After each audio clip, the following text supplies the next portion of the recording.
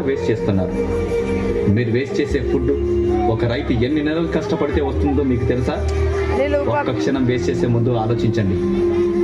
మీ father ఏం చేస్తారా? Doctor sir. Software sir. Business sir. మరి మీ ఫాదర్ రా? మా ఫాదరు చిన్న పని చేస్తారు సార్. అదేంటి?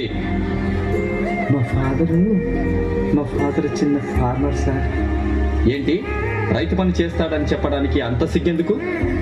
ఇప్పుడున్న పిల్లలు మీరు ఏమవుతారంటే అందరూ డాక్టర్, ఇంజనీర్, పోలీస్, టీచర్ అంటారే గాని ఒక్కడు కూడా నేను రైతుని అవుతానని అనరు. ఎందుకంటే రైతు అంటే అంత లోకువ. రైతు గొప్పతనం ఏంటో మీకు తెలియదు కాబట్టి అలా అనుకుంటున్నారు. అసలు రైతు అంటే ఎలా ఉండేవాడో తెలుసా? దేశానికి వెన్నెముక రైతు. రైతు లేనిదే రాజ్యం లేదు.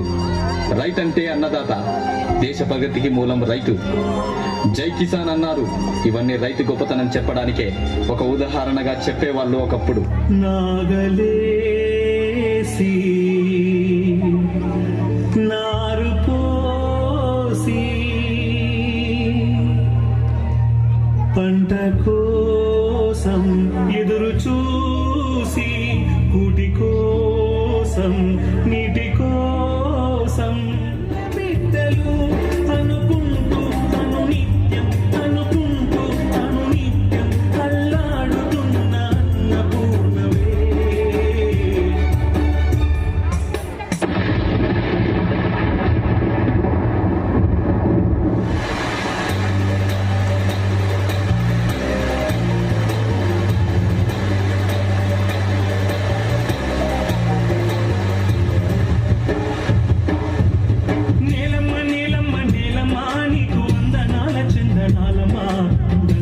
దండాలు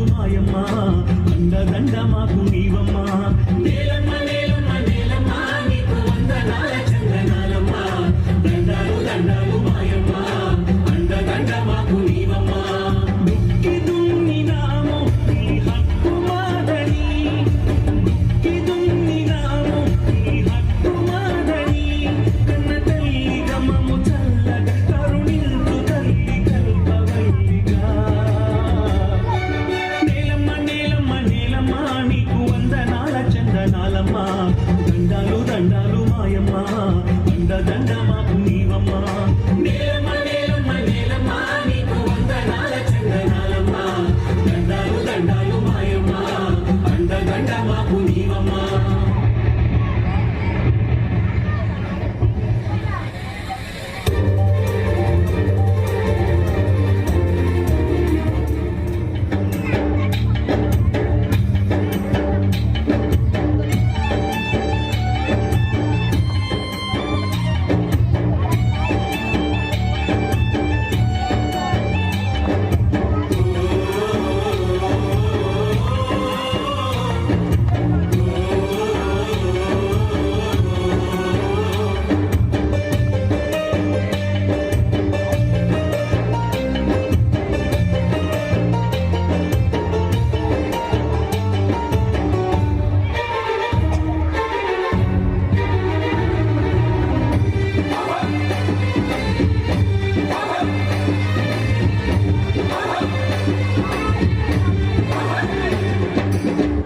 ఇలా ఆనందంగా ఉండే రైతన్న పరిస్థితి నేడు ఎలా ఉంది? ప్రకృతి కోపానికి విలవిలలాడుతూ, కరువు కాటకాల్లో చిక్కుకొని అధిక వడ్డీ రేట్లతో అల్లాడిపోతూ,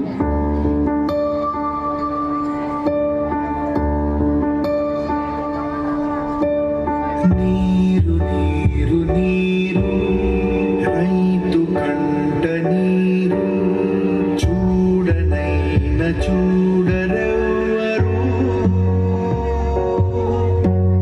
గుండెలన్ని బీడు ఆశలన్ని మోడు ఆదరించు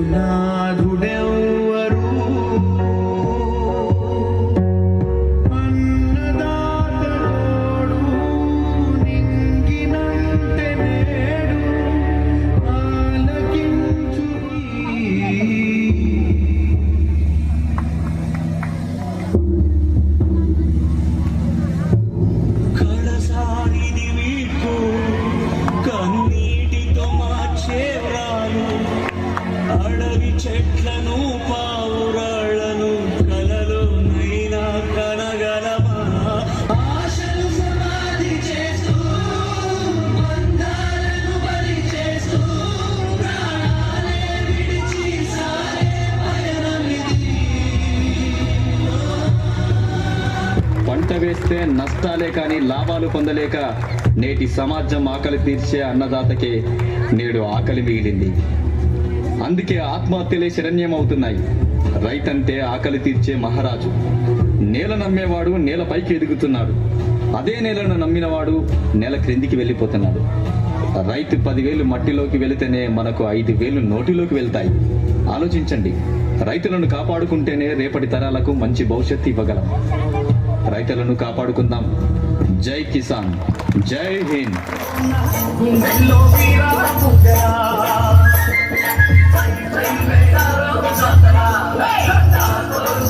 గుండెల్లో వీరా పుట్టరా, గిరిజన బిడ్డల కొరకు నేలకు ఒదిగిన గిరిజన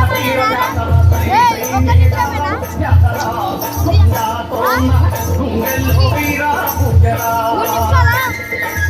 700 ఏళ్ల కింద మేడారం అడవులందు అగత్తు మీద దిగుతూ కింద పెద్ద పుట్ట మీద విడిపోం పొత్తు పెట్టుకున్న పుట్టు వన్నెలున్న బిడ్డ దొరికినాదో అడి బిడ్డలు బిడ్డ నెలుసుకొని చుండే కద్దుకున్నరా పెట్టుకొని తమ్మట పేరు పెట్టి పెళ్లి చేసినారా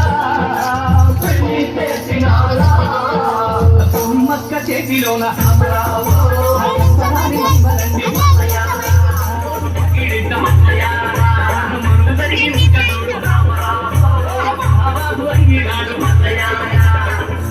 సమ్మక్క చల్లని నీడలు కన్న కొడుకు జంపన్న బిడ్డలు తారలమ్మ నాగులమ్మతో రాజ్యమేలుతున్నాడు పగీడిత మహారాజు.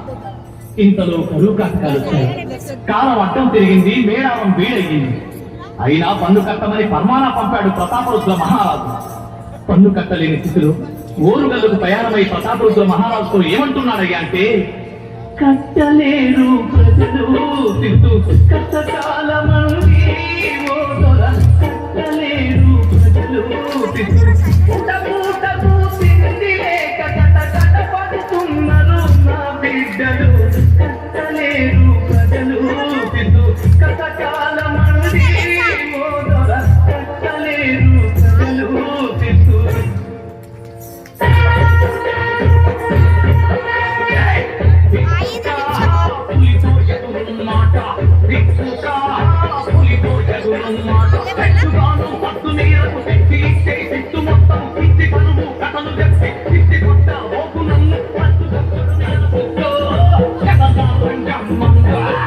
ఆ తరువాత ఓరుగల్లు దండు మేడారం మీదకు ఎలా కదులుతుందయ్యా అంటే,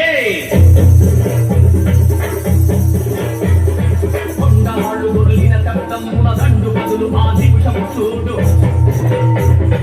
100 ఏనుగులు పక్క ఆరికి కదింపు ప్రతాప చక్రం చూడు. మహారాజు చూడమని వెనుకకు పోడు. అన్ని మోగించి సేనలను కేక దాటిపై తెలిపెను చూడు.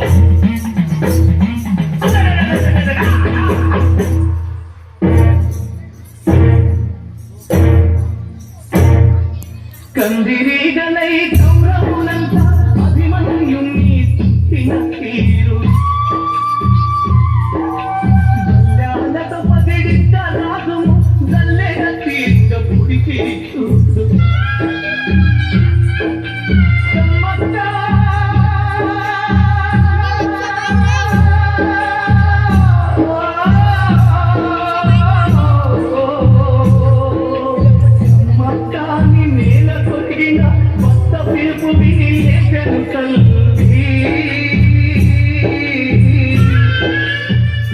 పంచభద్రుక నీవా నన్ను పరిహసించినది.